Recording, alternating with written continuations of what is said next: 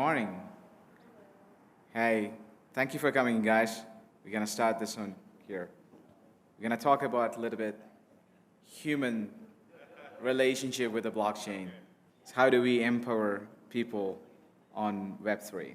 So myself, Matt, and I'm joining with my other two colleagues in this talk, Vincent and Marco. So how do we make sure that we are connected to humans? Our take is it's better than $1 trillion to have 100 million souls to be connected on blockchains, because that's where we are all about. This is the first time the technology coming closer to the connection with the humans. Like the decentralized network is empowered, operated by a lot of home stakers rather than huge machines. And this is an epochal moment in the history that how do we keep connected to our memories and all the financial inclusions and all this kind of stuff. So how do we get there? How do we get connected to people? So just taking a step back and following the leader's footstep, which Alex said correctly, as always, 2 years ago, it's better than $1 billion to have a soul for a chain to exist forever. And it's very important because we're creating everlasting experiences for users, and we're storing their data forever. So we want to have that, people care about the blockchains, and people care about what they are, where they're putting their data on. And we want to follow that footsteps. And everything that we do in Blockswap is in this core thesis around it. So how do we basically make this? You have a technology of blockchain, the ledger distributed technology, but how do we connect them? You need something to connect them between the technology and people's life. So we want to have products. We all spend a lot of time on the products. How many times we swipe on an iPhone to find out the time? You don't look at the clock. You don't look at the watch. You get the best memories delivered to you on your face palm. The photos, you don't really go and take your album. So it's very digital. So how do we get involved with those people? This is our core thesis about all the products that we do, and we want to make sure that the connection is established. So the blockchains are really great, and it's immutable, but how can we make that immutable records of memories, right? So in our way that we say that every product experience that we deliver is like a hashing memories on blockchain. So it is a holistic approach. What we are offering and what we bring onto the table are the core values, but it's important the users are taken care every step of the way. And it's always, remember that your best memories are always with some other people, and we want that product to be the guy that you are there. We want to protect that memories on the blockchain so you can get it. I would like to call our UX lead to expand on how we do this, the magical experience delivery. Marco on stage, please. Hey guys, good morning everyone. Nice to be here. So yeah, as Matt said, to create like these memories for the users and these experiences, first thing first, we need to understand how this next generation of users will be. They might be people in the crypto space already, which I don't know, they might have ETH, they haven't staked it already, or they will be stakers that just want to find a better product for staking, any staking reasons, better yield, whatever. Or they might be people who will be new, totally new to Web3. And what Web3 does is try to onboard new users. It means that there will be new paradigms for them to learn, to be there, because we're living in a Web2 world still, and we are using products which have Web2 flows, stuff like that. It's easy to get to contact a user through emails. We don't have that in Web3. We have wallets. And wallet, for example, is one thing that a newbie needs to get used to and understand how it works. And that's brain works for them.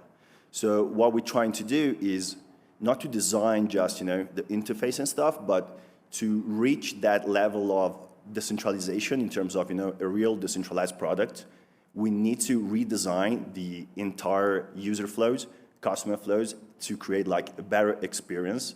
If you think about it, it's sort of like, trying, back in the days, trying to teach, to grandma to use the phone. When you show them, the smartphone, it was like, where are the buttons? Stuff like that. It's like a totally new thing, but at that point of time, but then, after a couple of years, get used to it, right? So that's the point, like trying to decentralize a product is, as I said, like is really need to understand the users and try to anticipate their needs and stuff. And these are just like few examples that we had to, put in the, in the interface through our flows and iteration. And all those stuff, basically, they are related to mental models that the users have, or, few things that we were supposed to do like in the right way, but then obviously after feedbacks, we realized that, we were using Web3 mental models for users that were not or like used to it. So like the first example is like the, error prevention. We allowed people to stake like super easily, like in 60 seconds, but what happened is that, people were trying to, they didn't know the difference between staking a validator and running a node. They were thinking it was the same thing. And that was like, okay, that's a no-no, right? Because then you got the leaking validator, and that's a problem. And those are just like few examples of all the different, as I said, like cognitive biases or mental models that we had to embed to create like better experiences, not just from the design UI point of view, but also like trying to create a sort of like unique experience from the technology perspective and the user experience perspective. And on the technological side, I would like to introduce Vincent, which obviously can, guys, dive deep in it. Thank you, Vince. Thanks, Marco. In all of human history, we've never had technology quite like blockchain technology, and I'm not here to talk about hype. Financial applications are just on blockchain are just one of many applications that will come through blockchain technology, blockchain technology will accelerate this notion of software eating the world for many reasons. Like I said, outside of the financial applications, we're going to have certificates of authenticity and many other things. But the thing is, at Blockswap, we have a core set of guiding principles of why we care about Ethereum, why we believe Ethereum is the ultimate settlement layer. Users of Ethereum are completely global in many jurisdictions, and we have a tool like Ethereum to give users uncompromising access to their financial assets. So this is the permissionless nature of the Ethereum blockchain. Not all blockchains can have the same level of permissionless nature. Trustless nature of Ethereum, the ability to know that you don't have to trust anyone to ensure that your Ethereum, your Ether is going to be there tomorrow when you wake up. And finally, this decentralized nature of Ethereum is all about ensuring that no one person owns the network, so that again, going back to the data and the assets that you have on the chain, you're going to know that nobody can take those assets away from you. So those core guiding principles are the basis for building protocols within Blockswap on top of Ethereum. And we align with those values and enshrine them in all of the protocols. The key piece of the whole thing really for us is the EVM. Regardless of any of the talks that you may hear at ETH Denver, whether it's ZK EVMs or all the other innovations around Ethereum, everything is centered around this Ethereum virtual machine that is performing all the state transitions required for people to execute the applications on the Ethereum blockchain. To quote Jeff Bezos, a lot of people might focus on what might change in the future, how the future might look, but it's also important to look at what's not going to change. And throughout Ethereum's history since 2015 and beyond, the EVM is going to always be there. Blockswap products are Ethereum and EVM first. Going back to the mission that Matt introduced at the start, which the goal is to empower 100 million users to get into Web3. Blockswap as a company cannot do that on its own, and must employ the right tools and give the users what they need in order to empower themselves. And every single user matters. So we push the needle for every single user. And what we do is we have a set of benchmarks for trying to understand how we're going to empower each and every user. And one of those benchmarks includes how long it takes users to achieve their goals, whether it be starting a new business on the Ethereum blockchain. So it's just literally 60 seconds. That's all we want. That's the amount of time that we want to take from users. Staking your ETH in 60 seconds. So this is setting up and registering a validator in the Ethereum deposit contract in 60 seconds. When the Beacon chain launched, this concept is really an unthinkable thing. Syncing a node, getting the ETH ready, generating your keys, all of that abstracted away in 60 seconds. And this is what this is doing is it's going to help align with Ethereum on scaling its security, but in a crowdsourced way through, we'll introduce in a second, liquid staking derivative networks that's built on top of our flagship protocol. So what I was saying about empowering users is going back to starting a business in your garage or in your dorm room, starting a liquid staking derivative network business within 60 seconds. So this is, launching a Lido, a Rocket Pool, Stakewise, anything, 60 seconds. And, it's very much this Stripe moment. So it's very much like, all of the complexity associated with building a protocol from scratch is abstracted away for you, given as an open source contract, to be plug and play. And that is a magical experience on the blockchain. And so in order to achieve this, we are always considering and thinking about security every step of the way. Blockswap is a security-first company, and we take security very seriously, and we are thinking about it from the moment we think about a new protocol. But it's the security is only sort of one side of things from a back-end perspective. So that is formal approaches to smart contract verification, all the way through to our users, and making sure that we're pushing the needle and delivering 60 seconds experiences, but assuring the users along the way, allowing them to keep their assets and keep them secure. So it's this fusion, and the result is really, really powerful. So this is one of the products that is delivered on top of the Stakehouse protocol, and it's all about the life cycle beyond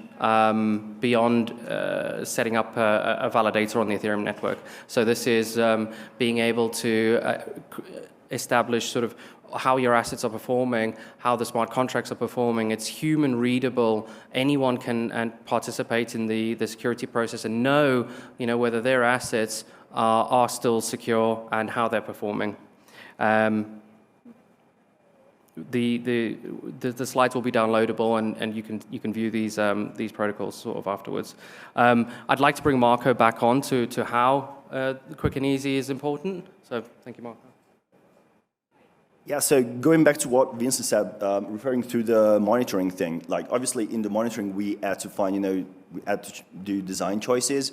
One of the few was like, using the simple traffic light system, green, amber, red. That's obviously something that really easy for a user to understand.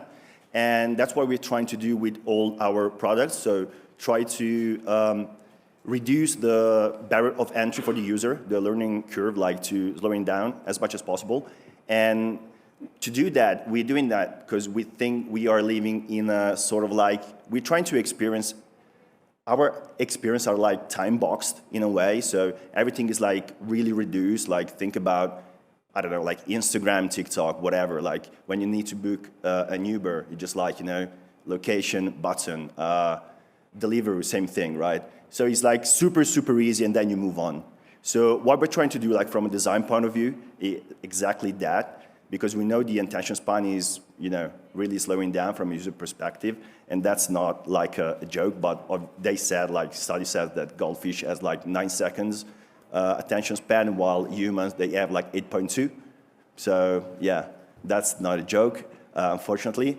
And so yeah, referring to this time box experience, what we'd like the user to have is like, you know, like quick action, sort of like immediate feedback and instant gratification, because obviously that gratification in what, you know, gets the user emotion, it gets the emotion going, and that what makes the user, there basically with the emotion you don't need the user also to, you know, the onboarding process is much quicker because you don't need to tell the user how to use the CLI. They don't need to use mnemonics, stuff like that. We made that everything in the back end. The user is just like, from the user interface and the user flow, it's just like simple as a button.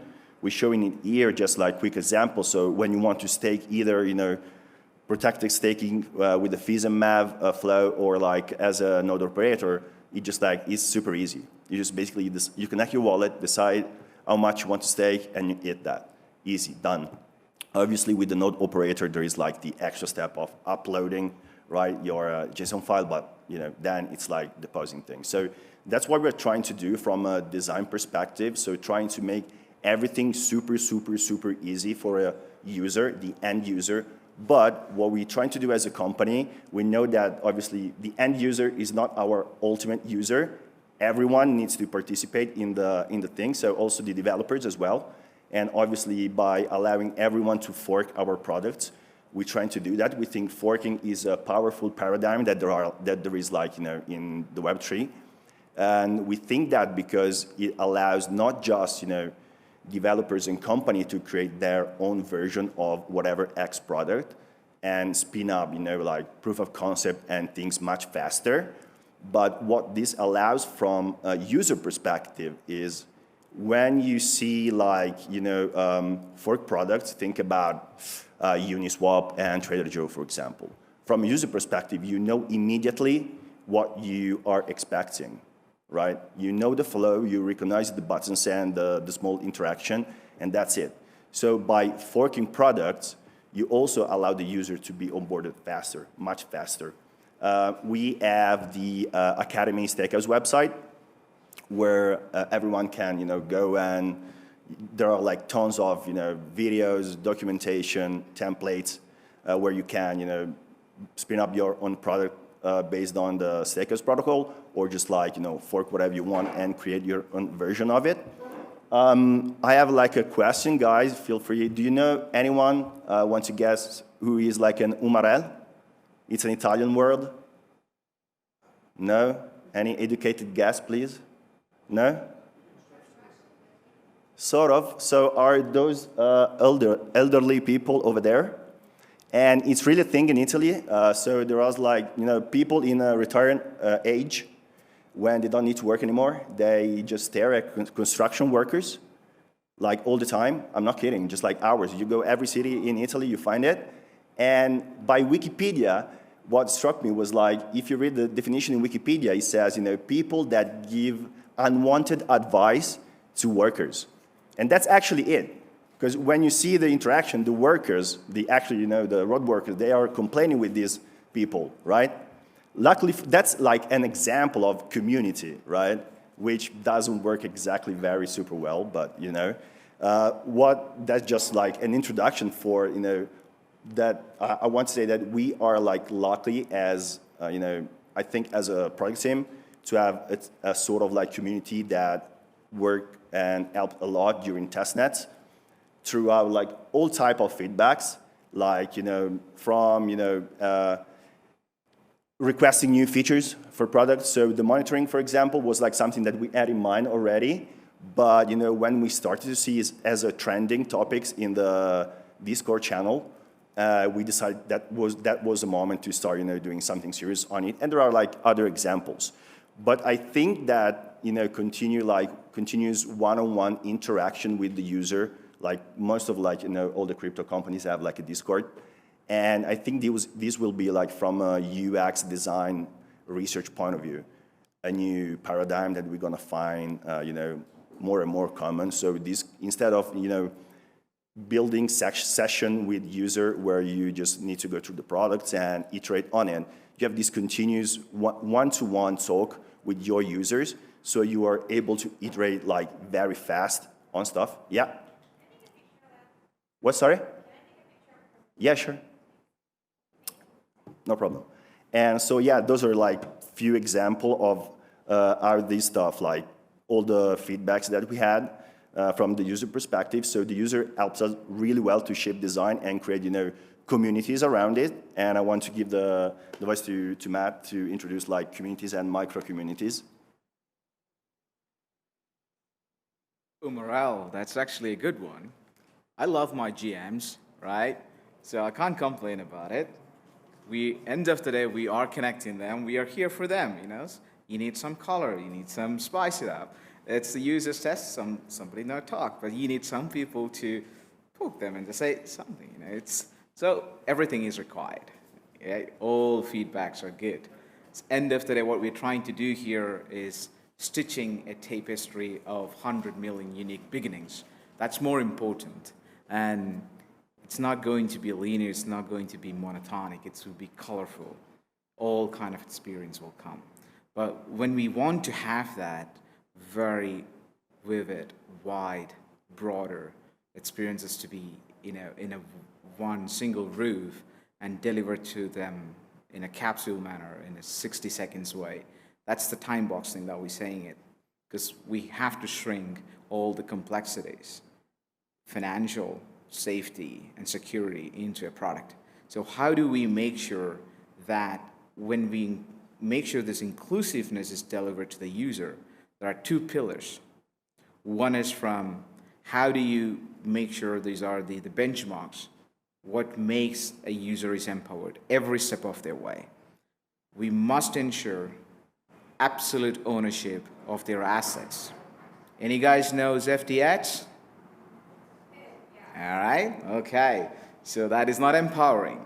So we want to make sure if you put a dime there, you will be able to withdraw that 24/7, 365 days, anywhere from the world, right? If you want to do that, you want to have absolute ownership guaranteed by the smart contracts. And you need to have permissionless access. No one can stop you. Right, go ahead.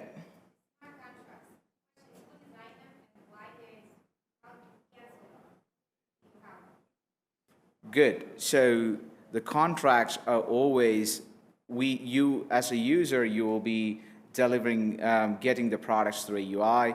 But if it is a blockchain product, you can always see that, you can verify it. So in our products, we always give you every transaction has been processed. There's a link comes in, you can actually see that transactions in your wallet ID, in your name. But we'll make this experience much more richer because no one actually wants to see that, like all this kind of hashed numbers, you can get spoofed, but you will make that very personalized. You can get the username in our products.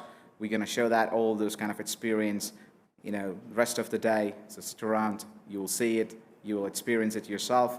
And also one of the other thing is do not take any other external information into the contracts, then the contracts cannot work.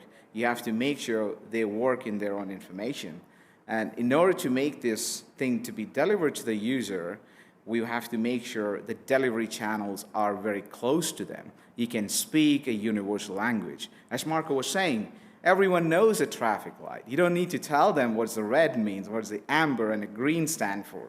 That's the retinal thing that you can get their attention in a short span of time and give their safety and security delivered to them. That's the universal language. And also never ever look for gatekeeping your applications. Make it forkable, that's what we said. So you can have hundreds of UIs, hosted in all of the places so people can actually get their products, not only through UIs, for other protocols, other products. So your experience is embedded with other protocols. And make sure you don't take 5 minutes, because people will just go and come back and they lose the money. You don't want that. You want to get things done as soon as quick as possible, safe as possible, right? So that's how we take this thing to make sure the experience is delivered to the end user. So the last mile delivery is very important. If you can serve that last mile user, everyone in between can be served. So this is something that we take. We also make sure when we say about the user, within a product, you will have multiple micro, user experiences. Like you want to give them, when they come and see the screen, what is that protected staking? Somebody don't want to know and they don't know about technical things. If you are talking about 100 million users from all over the world, but everyone knows a protected staking, that's kind of like risk averse. So try to talk to them in their own language, give them a sense of safety and fearless way of interacting with the product and clarity on these things, so they can actually engage with the product much more easily. And of course, launching a business, there are governments trying to make it easier a week, but you can launch a DAO. That's the power of a DAO, a smart contract. You can launch a business globally in 60 seconds. You're ready to go. Everything is automated. That's the power of blockchain. It could be slow, but that's not slow when it is combined with this kind of toolings. It's extremely fast what you have it. So I would like to bring Vincent and to start to talk about what we're going to talk about the next sections of our core protocols. Vincent, stage yours. Thanks, Matt. So one of the most important things that Matt's briefly touched upon is no compromise on the ownership of a user's assets. So we look to build smart contract-based mechanisms that guarantee ownership of assets without external dependencies. So we're talking no oracles here, no bridges here, guaranteeing that, in a very similar way to make a DAI, if you mint a DAI, you have the ability to burn the DAI and redeem the underlying collateral that backs that DAI. Guaranteed at a smart contract level. So that is what you get with the Stakehouse protocol. So Stakehouse protocol is the flagship protocol for restaking your staked ether on the Ethereum consensus layer, restaking it on the execution layer, and minting a debt position on the consensus layer assets. The user is self-minting their assets and always retains ownership of their assets so long as they hold the tokens.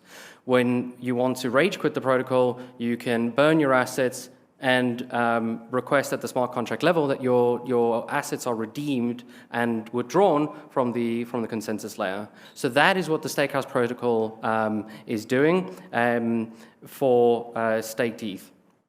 Dcommon, so this is an MPC as a service, on-demand DKG-based MPC as a service for performing arbitrary computation off-chain, but driven by an on-chain mechanism. So we completely eliminate the need for writing custom circuits in complex languages, and we just say that the user can write their business logic for MPC in a smart contract and then have the computation done by a DKG-based committee. So that's incredibly powerful and exciting. The gateway is about making any ERC20, ERC721 assets bridgeable. So the gateway is not a bridge, but it allows you to make your assets bridgeable. And it's designed to be a package in a format similar to what Open Zeppelin delivered. It's an off-the-shelf contract you just deploy and make your assets multi-chain friendly out of the box. And we want anybody to be able to do that, not just a privileged set of entities that will help you, migrate your assets between different chains. This is a deployable contract, a modifiable contract. It's what Marco was saying about forking. Empower users to fork, but empower users to do that safely. So that means using formal verification techniques so that people can make modifications to smart contracts, run formal verification, and ensure that the smart contracts have not deviated from the invariants and the specifications and the expected behavior of the system. Finally, proof of neutrality is about bringing credibly neutral relays to Ethereum and enshrine PBS on the Ethereum protocol level. It is inspired by the work of the Ethereum Foundation, many people in there, Justin Drake and many more. We are 100% aligned with the Ethereum vision, and as a golden rule, we always ensure that you know as a user, before you enter, before you put a dime into any of the smart contracts, you know how to leave, how to redeem your underlying collateral. So, thinking about how we're going to empower 100 million users, so Marco has touched upon design, Matt's touched upon the experiences and the design philosophies of our protocol, but the technology piece is going to need to be there in order to do that. So interactions with blockchains has evolved over time since the Bitcoin network launched. And, you know, it evolved from, firstly, peer-to-peer interactions. So, you know, that's transferring between people. Ethereum came along and said, right, okay, we're going to we're going to use this blockchain layer, make it programmable. And this is where the peer-to-contract interactions start coming in. Users come in, do fundraising, you know, ICO mania hits, and you know, sort of people start exploring and trying to establish what can we do with smart contracts, what are the paradigms that we can build, and now we're moving and shifting into contract-to-contract interactions. So the way that we want to do that at Blockswap is sort of less and less what we currently see. We currently see a lot of pool-only approaches. So we have more at our base layer protocols. We heavily rely and push registry-based smart contracts. So registry-based smart contracts is about you know, having an on-chain lookup table for asset ownership. And this mantra of staking, owning, and tracing becomes incredibly important. So if I give you an example with the Stakehouse protocol, the Stakehouse protocol is registry-based base layer protocol for restaking your assets, as I said before.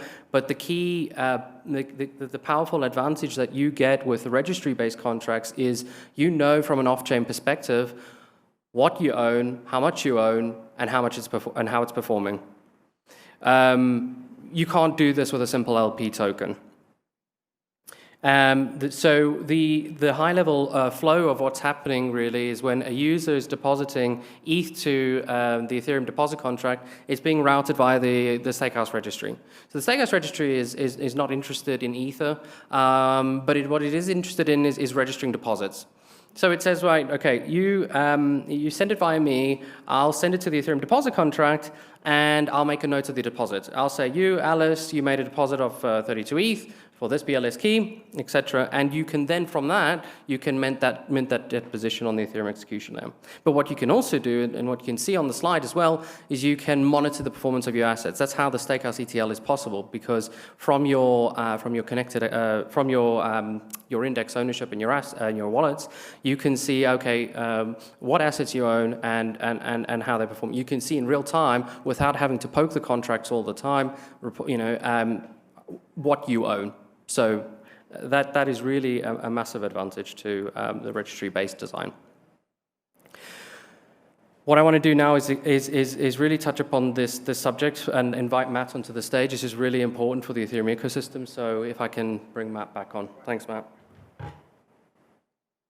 So that's a great wrap, like how we're doing it, what we're doing, what are the core tenets of our design and the products. But we need to stitch it together why we're doing this. So Ethereum monetary bandwidth, it's not only about the asset, but it's about its computation power.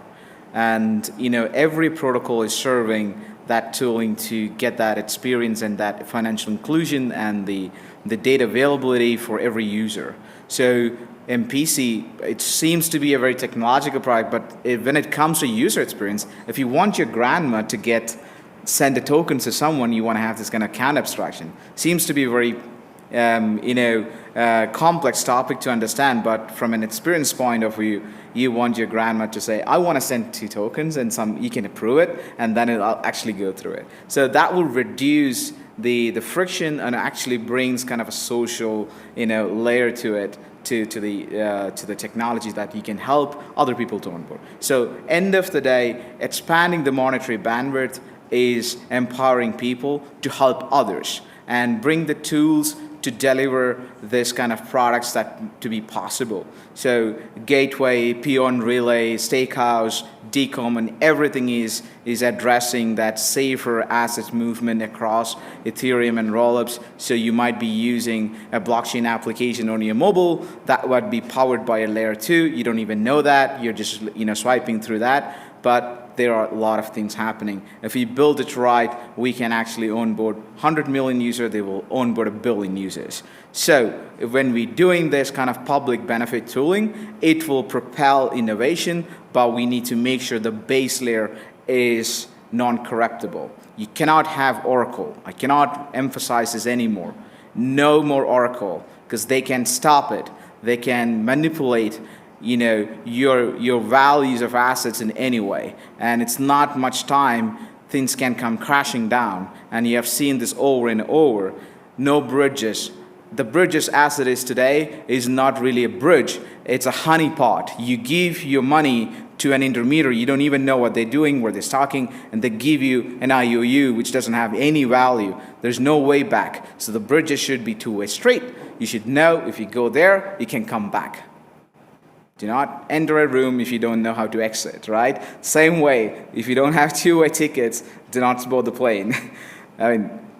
So what we're trying to say and emphasize with our products is the decentralization is something worth to protect if you want to go for long.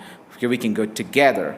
And also the centralizing entrenching, the economies of scale, the big guys comes in, they offer you all kind of easy to go on-ramp, masquerading all this kind of good points, like are we giving you everything like in 10 seconds, you can trust us. That's a very hard thing to scale. If it is more than 2 people, trust scaling is absolutely 0, right? So we want to have this kind of maximum a mesh network to form because we're talking about long term. So we want to have more solo stakers, running home stakers, like running a machine on their home, and they're protecting the network. So even if something happens, the network will be there for you. We want to also have, reduce the surface of software glitches. These are softwares. The bugs can happen. There are multiple softwares blockchains running. So these are the base software everyone is running called client. We want to have as much as diversity there. So one thing fail, the other can take over. So end of the day, it's pretty simple, as the old time the guy said, we shall never surrender our freedom and our rights to someone just for sake of, easiness. That's all we have to say. We got a lot to talk, we got a lot to show to you guys, and thanks for coming in. And here you go. We're beginning our protocols to show you and taking the feedbacks. Thank you.